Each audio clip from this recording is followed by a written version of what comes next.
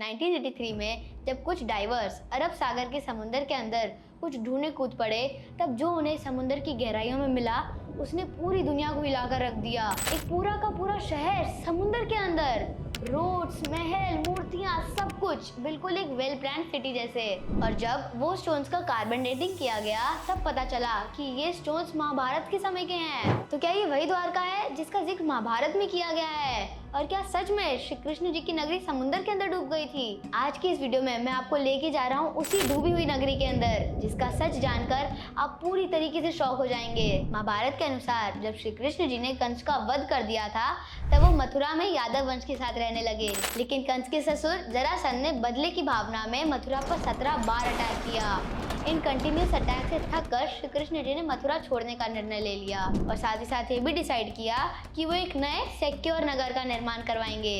लेकिन समस्या ये थी कि वो शहर समुद्र के बीच में होना चाहिए था। श्री कृष्ण जी ने समुद्र देव से बहुत प्रार्थना की और समुद्र देव ने 12 योजन जमीन श्री कृष्ण जी को दान में दे दी और वही जगह बनी द्वारका। श्री कृष्ण जी ने भगवान विश्वकर्मा को बुलाकर एक ऐसी नगरी का निर्माण करवाया जो आज की मॉडर्न सिटीज को भी फेल कर दें। सोने के महल, सुंदर गार्डन्स, तालाब, शक्तिशाली द्वार और बेहतरीन इंफ्रास्ट्रक्चर। सिटी के सेंटर में था श्री कृष्ण जी का महल, सबसे शक्तिशाली और सुंदर। श्री कृष्ण जी ने पूरे यादव वंश को मथुरा से द्वारका बुला लिया और यहीं से उन्होंने अपना राज्य चलाया और यहीं उन्होंने काल्यावन और जरासंध से जीत हासिल की। महाभारत के बाद जब सब कुछ खत्म हो गया तो गंधारी ने इस चीज का दोष श्री कृष्ण जी को दिया और साथ ही साथ उन्हें ये श्राप दिया कि 36 साल बाद उनके वंश का अंत आपस में लड़कर होगा। श्री कृष्ण जी ने बिना झिझक इस श्राप को एक्सेप्ट कर लिया क्योंकि उन्हें पता था आखिर यही होगा। पर सिर्फ यही श्राप नहीं था, एक और श्राप था जो यादव वंश के लिए बहुत ही ज्यादा डिस्ट्रक्टिव साबित हुआ। संब, जो श्री कृष्ण जी के पुत्र थे, उन्होंने एक दिन साधुओं के साथ बहुत ही क्रूर मजाक किया। एक गर्भवती स्त्री का वेश बनाकर वो साधुओं के पास जाते हैं और पूछते हैं क्या होगा मेरे बच्चे का भविष्य। साधुओं ने गुस्से में आकर एक श्राप दे दिया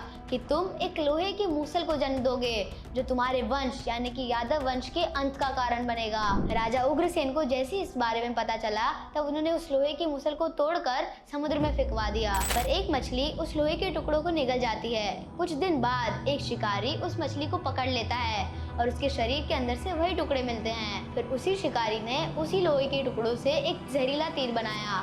इस टाइम तक 36 साल बीत चुके थे और श्री कृष्ण जी को पता था कि उनके वंश का अंत निकट आने वाला है। द्वारका में यादव वंश के लोग आपस में लड़ने लगते हैं और एक एक करके सब खत्म हो जाते हैं। बलराम भी समाधि ले लेते हैं। अब अकेले बचते हैं सिर्फ और सिर्फ श्री कृष्ण जी। एक दिन जब श्री कृष्ण जी एक पीपल के पेड़ पर बैठ के विश्राम कर रहे थे तब एक जरा नाम का शिकारी ने उस जहरीले तीर को चलाया और वो श्री कृष्ण जी के पैर में जा लगा और यही होता है श्री कृष्ण जी का अंत। जैसे ही अर्जुन को इन सब चीजों के बारे में पता चला वो तुरंत द्वारका पहुंचते हैं। पूरा शहर अग्नि में जल रहा होता है। श्री कृष्ण जी के वचन के अनुसार अर्जुन सारी स्त्रियों और बालकों को उस शहर से लेकर निकल जाते हैं और जैसे ही द्वारका खाली होता है समुद्र की एक भयंकर लहर आती है और पूरी द्वारका नगरी को डुबा देती है। वो द्वारका जिसका इतना महान इतिहास था वो समुद्र के नीचे चली जाती है। पर लोग इसको कई समय तक एक मिथ मानते रहे, लेकिन 1983 में सब कुछ बदल गया जब एक टीम ऑफ डाइवर्स ने समुद्र के नीचे एक वेल प्लान्ड सिटी देखी। 1983 से लेकर 1990 तक under water archaeologist doctor SR Rao ने यहाँ रिसर्च की, परंतु फिर इस रिसर्च को फंड्स की कमी के कारण रोक दिया गया। उसके बाद 2007 में आर्कियोलॉजिस्ट सर्वे ऑफ इंडिया ने वापस इधर एक्सकवेशन स्टार्ट की और मिला एक ऐसा शहर जिसका एरिया एग्जैक्टली 12 योजन था, वही अमाउंट ऑफ एरिया जो समुद्र देव ने श्री कृष्ण जी को दिया था। और जब उन पत्थरों की कार्बन डेटिंग की गई तब पता चला ये पत्थर भी उसी सेम टाइम पीरियड के हैं जब महाभारत हुई थी।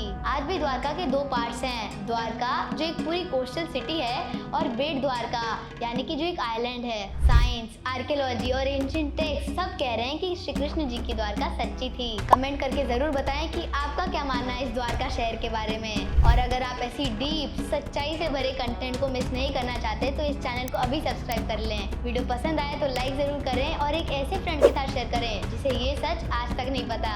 हरे कृष्ण, धन्यवाद।